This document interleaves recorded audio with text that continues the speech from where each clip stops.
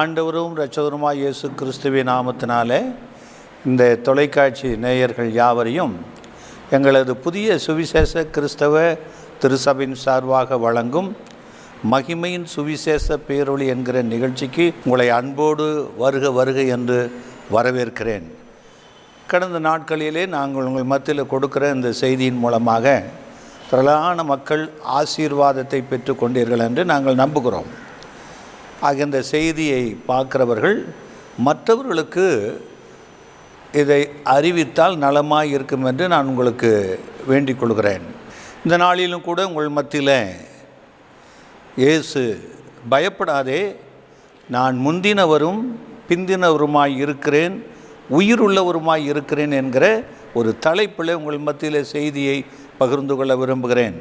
அதுக்கு ஆதாரமாக வெளிப்படுத்தின விசேஷம் 1:17 நாம் பார்க்கலாம். நான் அவரை கண்டபோது செத்தவனைப் போல அவருடைய பாதத்தில் விழுந்தேன். அப்பொழுது அவர் தம்முடைய வலது கரத்தை என்மேல் வைத்து என்னை நோக்கி, பயப்படாதே, நான் முந்தினவரும் பிந்தினவரும் உயிர் உள்ளவருமாய் இருக்கிறேன். ஆக ஆண்டவராய் இயேசு கிறிஸ்து அவர் சொல்லக்கூடிய ஒரு மகத்துவமான வார்த்தை, நான் முந்தினவரும் பிந்தினவரும் உயிருள்ளவுமாய் இருக்கிறேன் என்கிறார். அப்படியானால் இதனுடைய ஆழமான அர்த்தங்களை இந்த நாளிலே அறிந்து கொள்ளும்படியாக இந்த சத்தியத்துக்குள்ளே நான் உங்களை அழைக்கிறேன். வெளிப்படுத்தின விசேஷம் 22:13 சொல்லப்பட்டிருக்கிறது. நான் அல்பாவும் ஒமேகாவும் ஆதியும் அந்தமும் முந்தினவரும் பிந்தினவருமாய் இருக்கிறேன். இயேசு கிறிஸ்து சொல்லுகிறார், இதோ நான் அல்பாவும் ஒமேகாவும் ஆதியும் அந்தமுமாயிருக்கிறேன், முந்தினவரும் பிந்தினவருமாயிருக்கிறேன் என்று திருவுளம் பற்றுகிறார். அல்பா என்றால் ஆரம்பம், ஒமேகா என்றால் முடிவு. அதுக்கு அர்த்தம்தான் சொல்லியிருக்கிறார், ஆதியும் அந்தமுமாயிருக்கிறேன் என்று.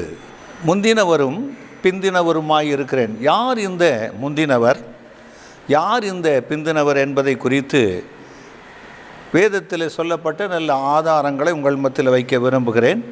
ஏசாயா 41 நான் அதை செய்து நிறைவேற்றி ஆதி முதற்கொண்டு தலைமுறைகளை வரவழைக்கிறவர் யார்? முந்தினவராய் இருக்கிற கர்த்தராகிய நான் தானே, பிந்தினவர்களோடும் இருப்பவராகிய நான் தானே. ஆக ஆதி முதற்கொண்டு தலைமுறைகளை வரவழைக்கிறவர் யார்?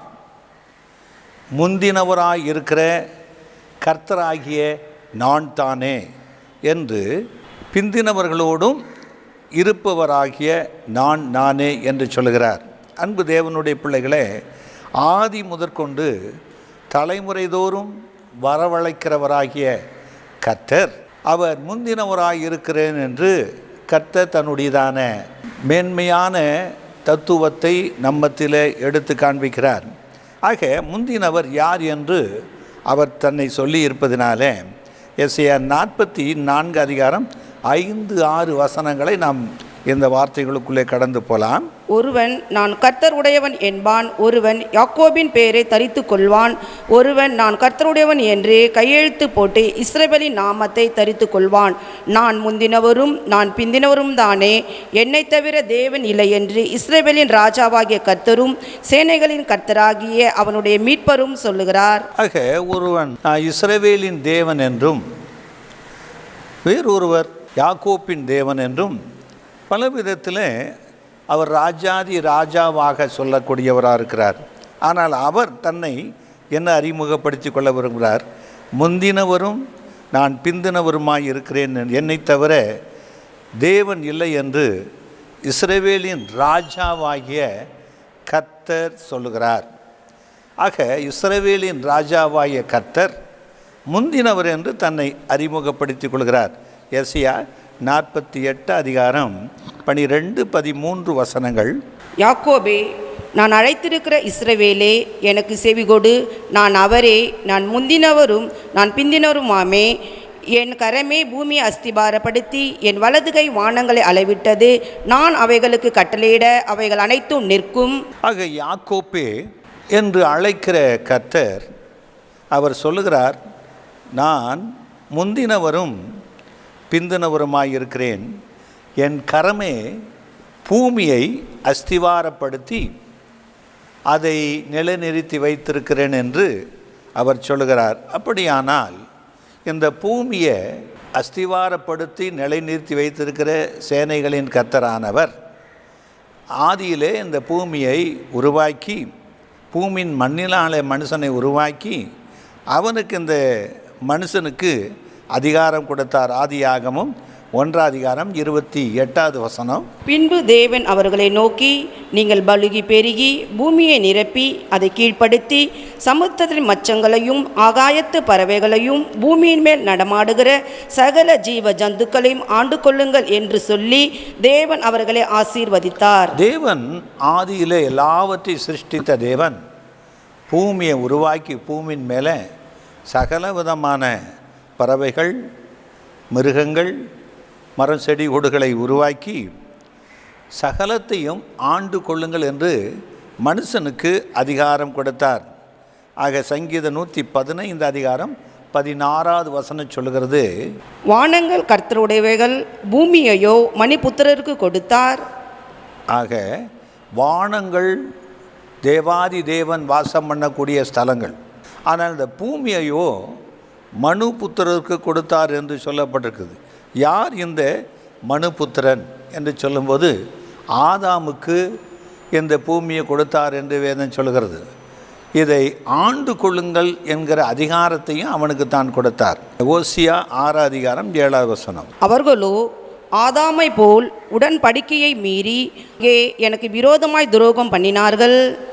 ஆக ஆதாமுக்கு இந்த பூமியை ஆண்டு கொள்ளுங்கிற அதிகாரத்தை கொடுத்த போது அவன் தேவனாகிய கர்த்தர் விளக்கின விருட்சத்தின் கனியை புசித்து அங்கே தேவன் பண்ணி கொண்ட உடன்படிக்கையை மீறினான் என்று வேதம் சொல்லுகிறது. அப்படி ஆதாம் மீறின போது அவனை தேவன் அந்த தோட்டத்திலிருந்து தள்ளிவிட்டு தான் எடுத்த மண்ணை பண்படுத்த அவனை அனுப்பிவிட்டார் என்று வேதம் சொல்லுகிறது. ஆக அதோடு மாத்தில்லாதபடி அவன் மேலே ஒரு சாபத்தை வைக்கிறார். மண்ணிலிருந்து உன்னை உண்டாக்கின, நீ திரும்ப மண்ணுக்கே திரும்புவாய் என்று மரணத்தை அவன் மேலே வைத்ததை பார்க்கிறோம். யோபின் புஸ்தகம் 31:33. நான் ஆதாமை போல என் மீறுதல்களை மூடி என் அக்கிரமத்தை என் மடியிலே ஒளித்து வைத்தோனோ. ஆக யோபு சொல்லுகிறார், ஆதாம் தன்னுடைய மீறுதல்களை மூடி மறைத்து வைத்தான் என்று வேதம் சொல்லுகிறது. வேதம் சொல்லுகிறபடி தன் பாவங்களை மறைக்கிறவன் வாழ்வடைய மாட்டான், அவைகளை அறிக்கை செய்து விட்டு விடுகிறவனோ இரக்கத்தை பெறுவான் என்று வேதம் சொல்லுகிறது.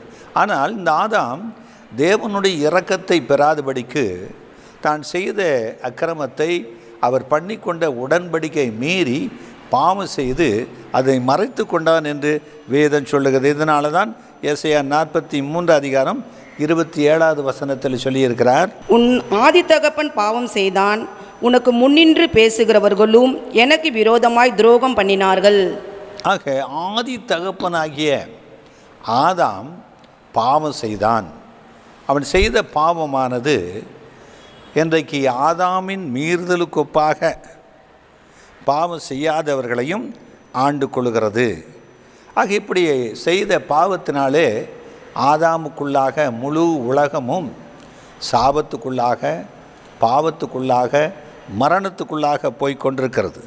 இப்படி போய்கொண்டிருக்கிற இந்த உலகத்தை தேவனாகிய கர்த்தர் தனக்கென்று ஒரு சந்ததியை உருவாக்கி கொள்ள, தனக்கென்று ஒரு ஜனத்தை தெரிந்து கொள்ள ஆபிரகாமை தெரிந்து கொண்டார். ஆபிரகாமோடு விருத்த சேதன உடன்படிக்கை பண்ணினார். ஆபிரகாம் தன்னுடைய சந்ததிக்கு அந்த உடன்படிக்கையை செய்து தேவனிடத்தில் விசுவாசம் உள்ளவனாய் வாழ்ந்தான். அந்த விசுவாசத்தினால வாக்கு தத்தத்தை பெற்றுக்கொண்டான். பெற்றுக்கொண்டு வாக்கு தத்தத்தின் சந்ததிக்கு அவன் தகப்பனானான். அப்படி பிறந்து வந்த சந்ததிகளிலே இஸ்ரவேலர் எகிப்திலே அடிமைகளாய் இருந்தபோது தேவன் அவர்களை சந்தித்து 430 ஆண்டுகளுக்கு பின்பதாக அவர்களை மீட்டு கொண்டு வந்தார். மீட்டு கொண்டு வரும்போது மீண்டுமாய் அந்த ஜனங்களோடு தேவன் உடன்படிக்கை பண்ணிக்கொள்ள விரும்பினார். ஆக எப்படிப்பட்ட உடன்படிக்கை? யாத்திராகமம் 34 அதிகாரம் 27, 28 வசனங்களை நாம் வாசிக்கலாம். பின்னும் கர்த்தர் மோசேயை நோக்கி, இந்த வார்த்தைகளை நீ எழுது, இந்த வார்த்தைகளின்படியே உன்னோடும் இஸ்ரவேலோடும் உடன்படிக்கை பண்ணினேன் என்றார். அங்கே அவன் அப்பம் புசியாமலும் தண்ணீர் குடியாமலும் இரவும் பகலும் 40 நாள் கர்த்தரோடு இருந்தான். அவன் 10 கற்பனைகளாகிய உடன்படிக்கையின் வார்த்தைகளை பலகையில் எழுதினான். ஆக மோசேயானவன் தேவனால் தெரிந்து கொள்ளப்பட்ட மத்தியஸ்தனாக அவனை அழைத்து இஸ்ரவேல் ஜனங்களை மீட்கும்படியாக அவனை அனுப்பினார்.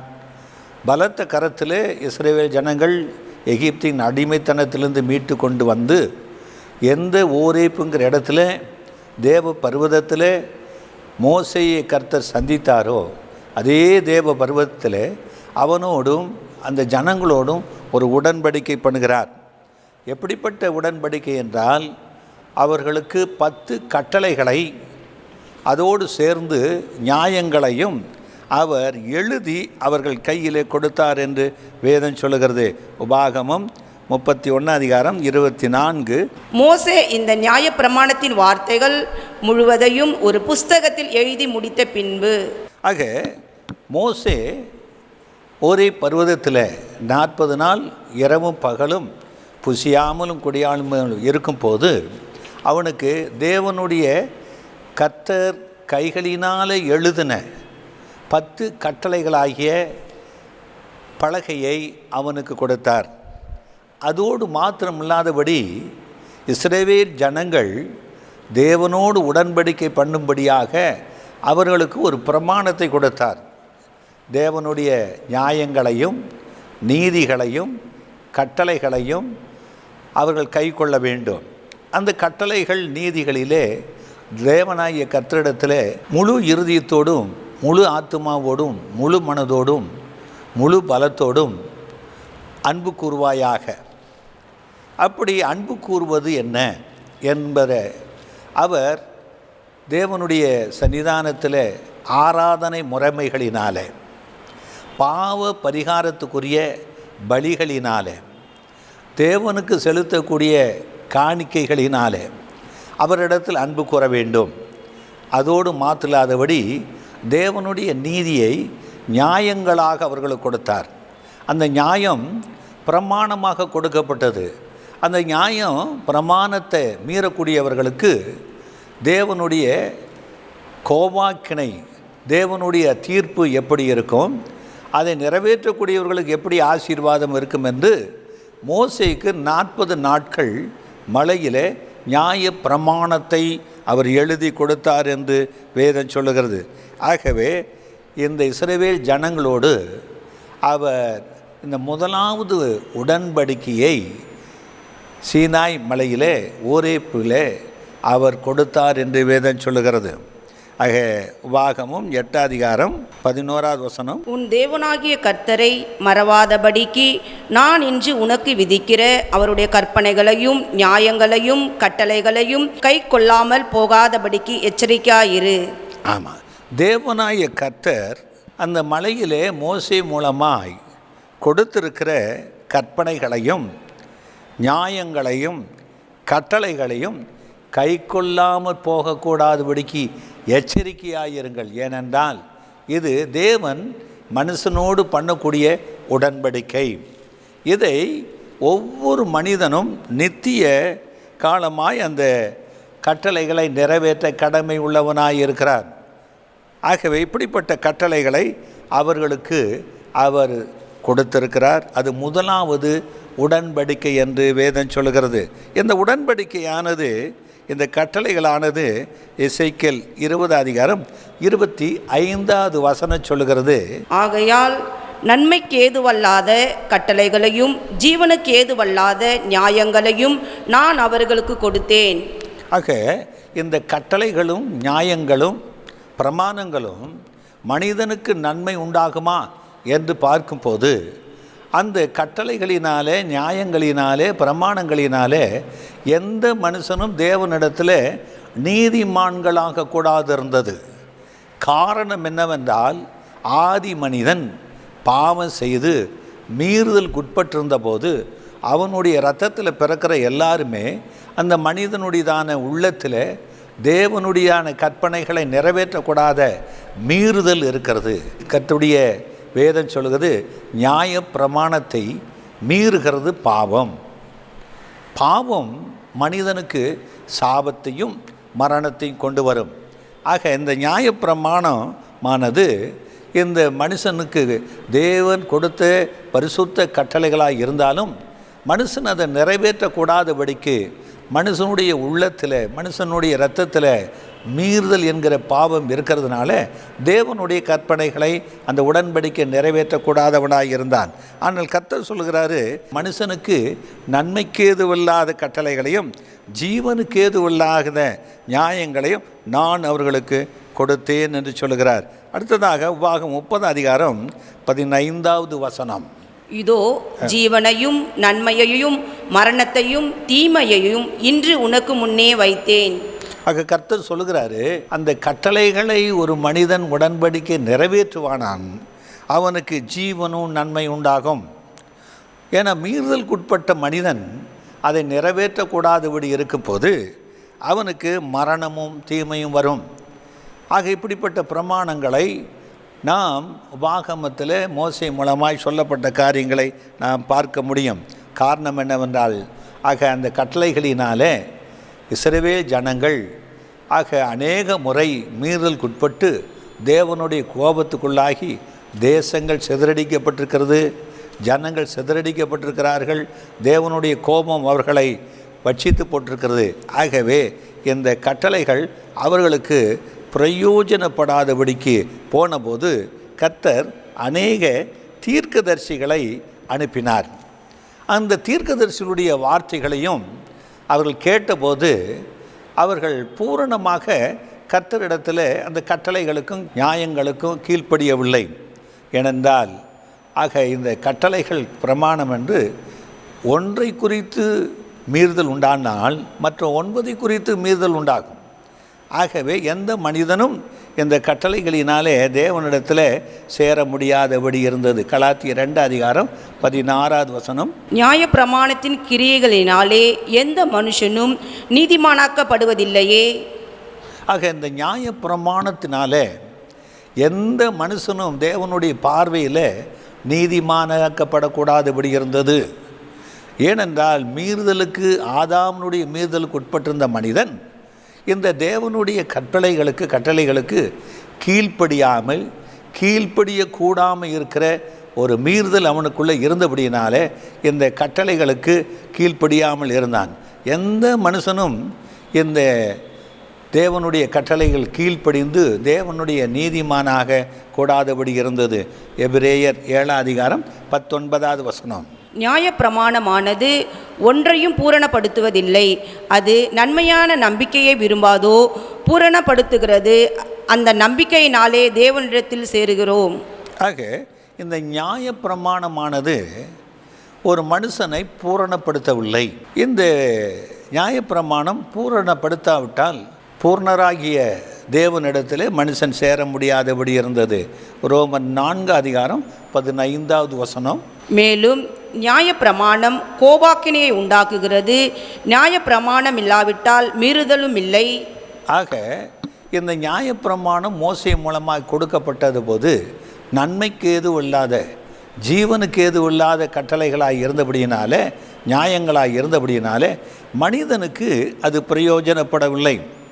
இந்த கட்டளையை கொடுத்த தேவனாகிய கர்த்தர் அதை மீறக்கூடிய மனுஷன் மேலே கோபந்தான் உண்டானது. அவர் கோபத்தில் இஸ்ரவேல் ஜனங்கள் அவர்களை அழிக்கும்படி அவர் பிரயாசப்பட்ட போது மோசே திறப்பின் வாசலிலே நின்று அவன் கதறினான். காரணம் என்னவென்றால் 10 முறை தேவனுடைய கற்பனைகளுக்கு விரோதமாக அவர்கள் பாவம் செய்து மீறுதலுக்குட்பட்டு தேவ கோபத்துக்குள்ளானார்கள். ஆகவே இந்த நியாய பிரமாணமானது கோபாக்கினையை உண்டாக்குறது, தேவனுடைய கோபாக்கினையை. ரோமர் 5:17 அல்லாமலும் ஒருவனுடைய மீறுதலினாலே அந்த ஒருவன் மூலமாய் மரணம் ஆண்டு கொண்டிருக்க கிருபையின் பரிபூரணத்தையும் நீதியாகிய ஈவின் பரிபூரணத்தையும் பெறுகிறவர்கள் இயேசு கிறிஸ்து என்னும் ஒருவராலே ஜீவனை அடைந்து ஆளுவார்கள் என்பது அதிக நிச்சயமாமே.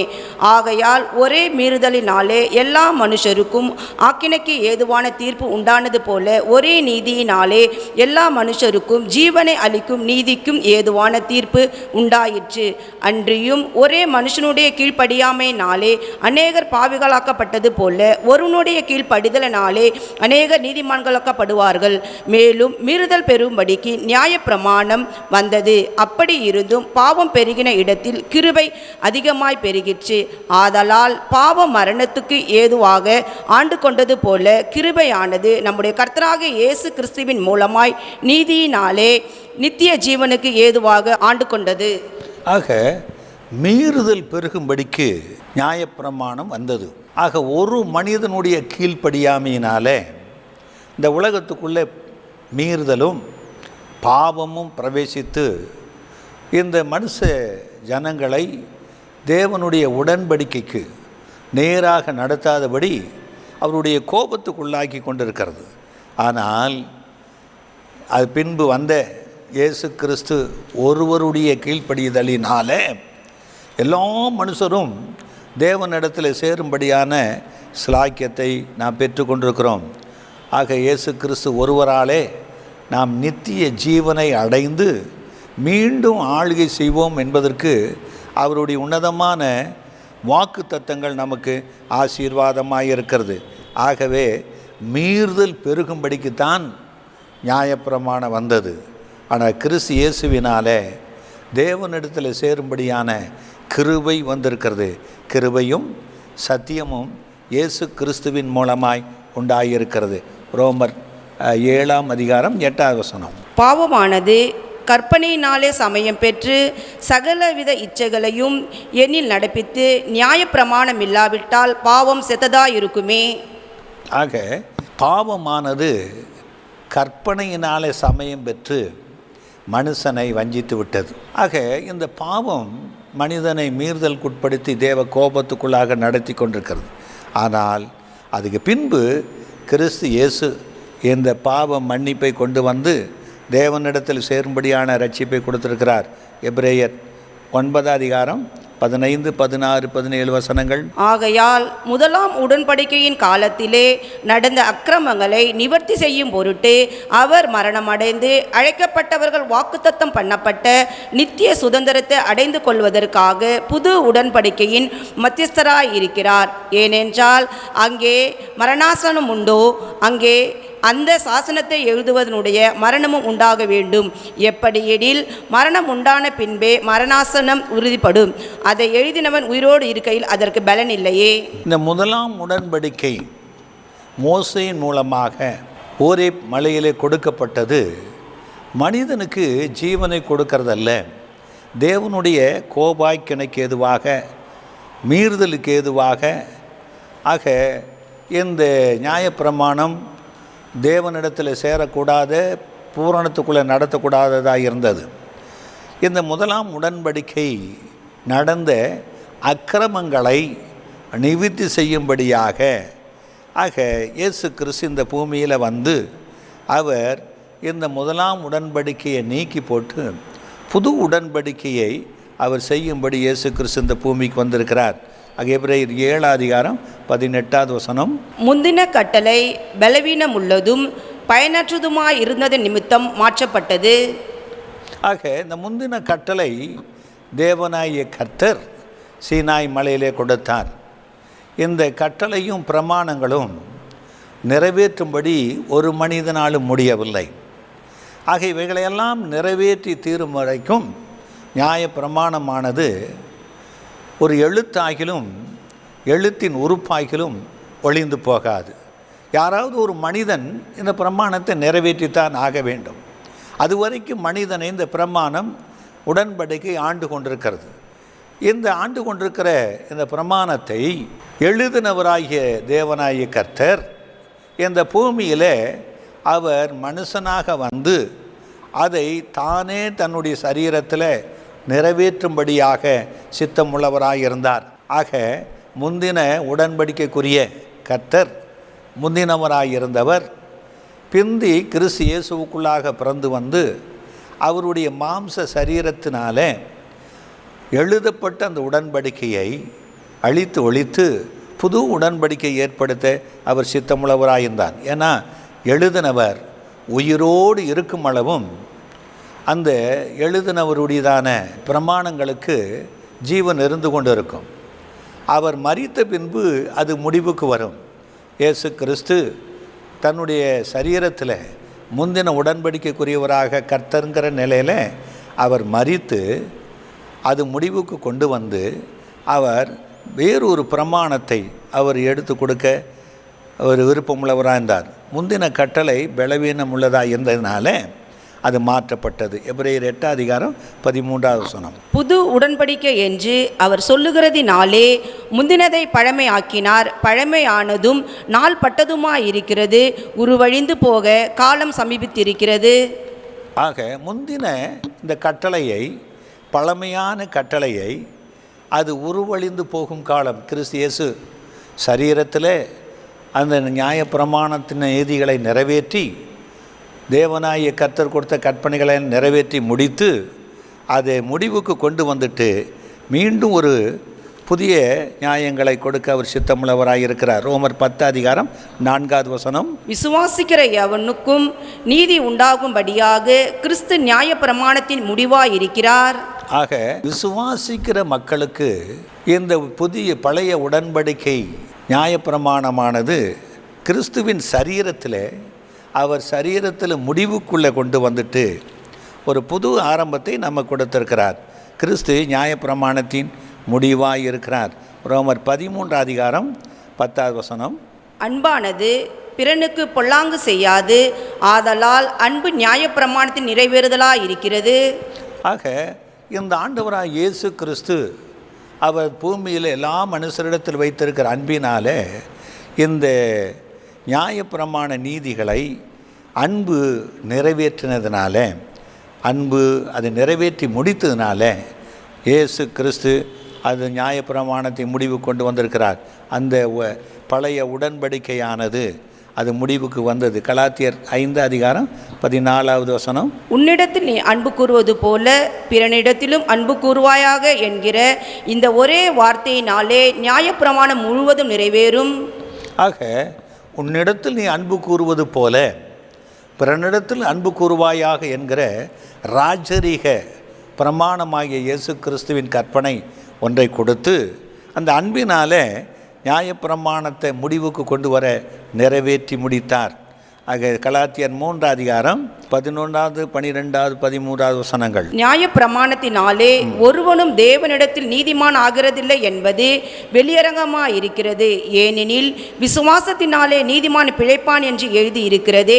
நியாயப்பிரமாணமோ விசுவாசத்துக்குரியதல்ல, அவைகளை செய்கிற மனுஷனே அவைகளால் பிழைப்பான். மரத்திலே தூக்கப்பட்ட எவனும் சபிக்கப்பட்டவன் என்று எழுதியிருக்கிறபடி கிறிஸ்து நமக்காக சாபமாகி நியாயப்பிரமாணத்தின் சாபத்திற்கு நம்மை நீங்களாக்கி மீட்டு கொண்டார்.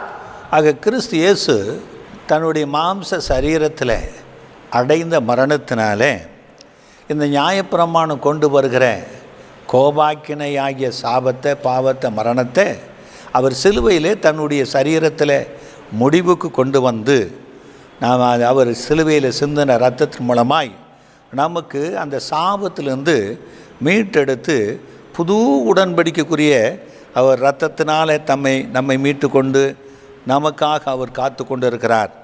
ஆக கிறிஸ்து இயேசு சிலுவையில் சிந்தின இரத்தத்தின் மூலமாய் புது உடன்படிக்கையை நமக்கு ஏற்படுத்தி இருக்கிறார். 1 கொரிந்தியர் 15:47 முந்தின மனுஷன் பூமியிலிருந்து உண்டான மண்ணானவன், இரண்டாம் மனுஷன் வானத்திலிருந்து வந்த கர்த்தர். ஆக முந்தின மனுஷனுக்குள்ளே இருக்கிற சாபம் முடிவுக்குள்ளே வர வேண்டுமானால் முந்தினவராகிய தேவனாகிய கர்த்தருடைய நியாயப்பிரமாணம் நிறைவேற்றப்பட வேண்டும். இயேசு கிறிஸ்து அந்த நியாயப்பிரமாணத்தை தன் சரீரத்தில் நிறைவேற்றி முடித்து பிந்தினவராகிய வானத்திலிருந்து வந்த கர்த்தர் அதை நிறைவேற்றி முடித்ததுனால இன்றைக்கு அவர் எழுந்து உயிரோடு இருக்கிறார். எபிரேயர் 10:10 இயேசு கிறிஸ்துவனுடைய சரீரம் ஒரே தரம் பலியிடப்பட்டதினாலே அந்த சித்தத்தின்படி நாம் பரிசுத்தமாக்கப்பட்டிருக்கிறோம். இயேசு கிறிஸ்து ஒரே தரம் பலியிடப்பட்டதினாலே அந்த சித்தத்தினாலே நாம் இப்போ பரிசுத்தமாக்கப்பட்டிருக்கிறோம். கர்த்தராகிய இயேசு கிறிஸ்து சிலுவையில் நியாயப்பிரமாண சாபத்திலிருந்து நம்மை விடுதலையாக்கி ரட்சித்திருக்கிறார். எபிரேயர் 12:24 புது உடன்படிக்கையின் மத்தியஸ்தராகிய இயேசுவிடத்திற்கும் ஆபேலினுடைய இரத்தம் பேசினதை பார்க்கிலும் நன்மையானவர்களை பேசுகிற இரத்தமாகிய தெளிக்கப்படும் இரத்தத்தினிடத்திற்கும் வந்து சேர்ந்தீர்கள். ஆக புது உடன்படிக்கையை இயேசு கிறிஸ்து சிலுவையிலே நமக்காக ஏற்படுத்தியிருக்கிறார். அவர் சிந்தின இரத்தத்தின் மூலமாக தேவனிடத்தில் சேரும்படியான ஸ்லாக்கியத்தை கொடுத்திருக்கிறார். யார் இந்த இரத்தத்தினிடத்தில் வர்றார்களோ, இந்த கிறிஸ்துவின் சரீரத்துக்குள்ளாக வருகிறார்களோ, ஆக அவர் நித்திய ஜீவனுக்குரியவர்களாக புது உடன்படிக்கைக்குரியவர்களாக மாற்றப்படுகிறார்கள். ஆக பழைய உடன்படிக்கை கிறிஸ்து சிலுவையில் முடித்து விட்டார். நாம் நியாயப்பிரமாணத்துக்கு கீழானவர்கள் அல்ல. அப்போஸ்தலர் 13 37, 38, 39 தேவனால் எழுப்பப்பட்டவரோ அழிவை காணவில்லை. ஆதலால் சகோதரரே, இவர் மூலமாய் உங்களுக்கு பாவ மன்னிப்பு உண்டாகும் என்று அறிவிக்கப்படுகிறது என்றும், மோசேயின் நியாயப்பிரமாணத்தினாலே நீங்கள் எவைகளினின்று விடுதலையாகி நீதிமான்கள் ஆக்கக்கூடாது இருந்ததோ, விசுவாசிக்கிறவன் எவனும் அவைகளினின்று இவராலே விடுதலையாகி நீதிமானாக்கப்படுகிறான் என்று உங்களுக்கு தெரிந்திருக்க கடவது. ஆக மோசேயின் நியாயப்பிரமாணத்தினால எவையவையிலிருந்து விடுதலையாகி நீதிமான்களாக கூடாந்தது? மீறுதலிலிருந்து, பாவத்திலிருந்து, சாபத்திலிருந்து, மரணத்திலிருந்து, இன்னும் சொல்லப்போனால் நியாயப்பிரமாணத்தில் சொல்லப்பட்ட எல்லாம் அழிவிலிருந்து, வியாதியிலிருந்து, துன்பத்திலிருந்து விடுதலையாக கூடாதபடி மனிதன் வாழ்ந்து கொண்டிருந்தானோ, காலாகாலமாய் யுக யுகமாய் அந்த சாபத்துக்குள்ளே இருந்தானோ. ஆனால் இயேசு கிறிஸ்து சிலுவையில் சிந்தின இரத்தத்தின் மூலமாய் இவற்றிலிருந்து விடுதலையாகி கிறிஸ்துவோடு கூட வாழும்படியான மேலான ஸ்லாக்கியத்தை நாம் கிறிஸ்துவின் மூலமாய் பெற்றுக்கொள்ளக்கூடியவர்களாக இருக்கிறோம். ஆக எபிரேயர் 8:10 அந்த நாட்களுக்கு பின்பு நான் இஸ்ரவேல் குடும்பத்தாரோடு பண்ணும் உடன்படிக்கையாவது என்னுடைய பிரமாணங்களை அவர்களுடைய மனதிலே வைத்து அவர்களுடைய இருதயங்களில் அவைகளை எழுதுவேன். நான் அவர்கள் தேவனாயிருப்பேன், அவர்கள் என் ஜனமாயிருப்பார்கள். ஆக இயேசு கிறிஸ்து சொல்லுகிறாரு, இஸ்ரவேலோடு நான் பண்ணக்கூடிய பழைய உடன்படிக்கையானது நன்மைக்கு ஏதுவல்லாதது, ஜீவனுக்கு ஏதுவல்லாதது, பூரணப்படுத்தக்கூடாது, தேவ கோபாக்கினைக்கு ஏதுவானது.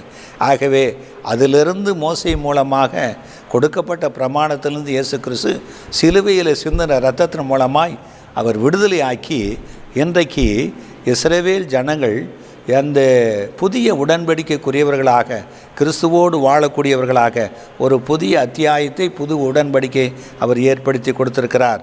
ஆக அதில் 13 புது உடன்படிக்கை என்று அவர் சொல்லுகிறதினாலே முந்தினதை பழமையாக்கினார். பழமையானதும் நாள் இருக்கிறது உருவழிந்து போக காலம் சமீபித்திருக்கிறது.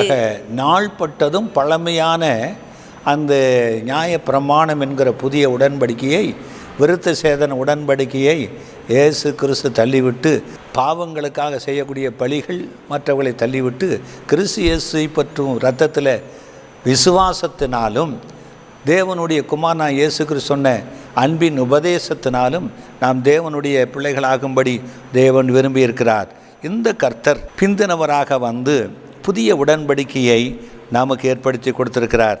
ஆக அவர் சொல்கிறார், முந்தினவரும் நானே, பிந்தினவரும் நானே, ஆதியும் நானே, அந்தமும் நானே. ஆக நியாயப்பிரமாணத்தை கொடுத்த கர்த்தர் அவர்தான். நியாயப்பிரமாணத்தை இயேசு கிறிஸ்துங்கிற சரீரத்தில் வந்து முடிவுக்கு கொண்டு வந்தவர் அவர்தான். முந்தின உடன்படிக்கையை ஏற்படுத்தின கர்த்தர் அவர்தான். கிறிஸ்து இயேசுவாக இந்த பூமிக்கு வந்து அந்த உடன்படிக்கையை முடிவுக்கு கொண்டு வந்து புது உடன்படிக்கையை ஏற்படுத்தினவர் அவர்தான். ஆக நானே கர்த்தர், என்னை இல்லாமல் வேறொரு தேவன் இல்லை என்று இயேசு சொல்லுகிறார். ஆக இந்த இயேசு கிறிஸ்து இன்றைக்கு புதிய உடன்படிக்கைக்குரிய மத்தியஸ்தராக எல்லா மக்களும் தேவனிடத்தில் சேரும்படி, தேவ ராஜ்யத்துக்கு வரும்படி அவர் அழைக்கிறார். அந்த ஆண்டவராக இயேசு கிறிஸ்துவை விசுவாசிப்போமா? அவருடைய இரத்தத்தில் பாவம் கழுவப்பட்டு பரிசுத்தமாக்கப்படுவோமா? தேவனிடத்தில் சேரும்படியான சிலாக்கியத்தை பெற்றுக்கொள்ள கிறிஸ்து இயேசுவை நம் வாழ்க்கையில் சொந்த இரட்சகராக ஏற்றுக்கொள்வோமா? இயேசு உங்களை ஆசீர்வதிப்பாராக. எங்கள் அன்புமிக்க ஆண்டவரே, முந்தினவரும் நானே பிந்தினவரும் நானே, மரித்தேன் இதோ சதா காலமும் உயிரோடு இருக்கிறேன் என்று சொன்னீரே. முந்தினவராக தேவனாய கர்த்தராக புது உடன்படிக்கை பண்ணினவர் தன்னுடைய உடன்படிக்கை நிறைவேற்றுவதற்காக கிறிஸ்து இயேசுவாக அந்த பூமியில் வந்து கர்த்தராகிய இயேசு கிறிஸ்துங்கிற நாமத்தில் தன் சரீரத்தில் அந்த முந்தின உடன்படிக்கையை முடிவுக்கு கொண்டு வந்து மரித்து 3ஆம் நாள் உயிரோடு எழுந்து கர்த்தராகிய இயேசு கிறிஸ்து என்கிற உன்னத நாமத்தில் இன்றைக்கு உயிரோடு இருக்கிறீர் ஆண்டவரே. சிலுவையில் சிந்தன இரத்தத்தின் மூலமாய் புதிய உடன்படிக்கை எங்களுக்கு ஏற்படுத்தி அந்த அன்பின் உபதேசத்தை நீர் எங்களுக்கு கொடுத்து எல்லா மக்களும் கிறிஸ்துவின் இரத்தத்தில் தேவனிடத்தில் சேரும்படியாக மேலான ஸ்லாக்கியத்தை இந்த உடன்படிக்கையின் மூலமாக ஏற்படுத்தி கொடுத்ததுக்காக நன்றி செலுத்துகிறோம். இதை கேட்குற மக்கள் மோசேயினுடைய பிரமாணத்திலிருந்து எதெல்லாம் விடுதலையாகக்கூடாதபடி சாபம் ஆட்கொண்டதோ, மரணம் ஆட்கொண்டதோ, பாவங்கள் ஆட்கொண்டதோ, மீறுதல்கள் ஆட்கொண்டதோ இப்பொழுது எல்லாவற்றிலிருந்து விடுதலையாக்கி கிறிஸ்து இயேசுவின் இரத்தத்தால் ஆண்டவரை பரிசுத்தமாக்கப்படுவார்களாக, ஆசீர்வதிக்கப்படுவார்களாக. இயேசுவின் மூலம் வேண்டிக் கொள்கிறோம் பிதாவே. எங்கள் சபையின் ஞாயிறு ஆராதனை நேரங்கள்: ஆங்கில ஆராதனை காலை 7 மணி முதல் 8:30 மணி வரை, தமிழ் ஆராதனை காலை 8:30 மணி, தெலுங்கு மற்றும் தமிழ் ஆராதனைகள் மாலை 7:30 முதல் 9 மணி வரையிலும் நடைபெறுகிறது. இவ் ஆராதனைகளில் பங்கு பெற்று இறையாசியை பெற்று மகிழுங்கள். மேலும் ஒவ்வொரு வெள்ளிக்கிழமை தோறும் பகல் 11 மணிக்கு உபவாச ஜெபமும் நடைபெறுகிறது என்பதை தெரிவித்துக் கொள்கிறோம். Reverend J. ஜோதி பிரகாசம், புதிய சுவிசேஷ கிறிஸ்தவ திருச்சபை, ராஜீவ் காந்தி சாலை, OMR, புனித தோமா தெரு, எகாட்டூர், சென்னை 130.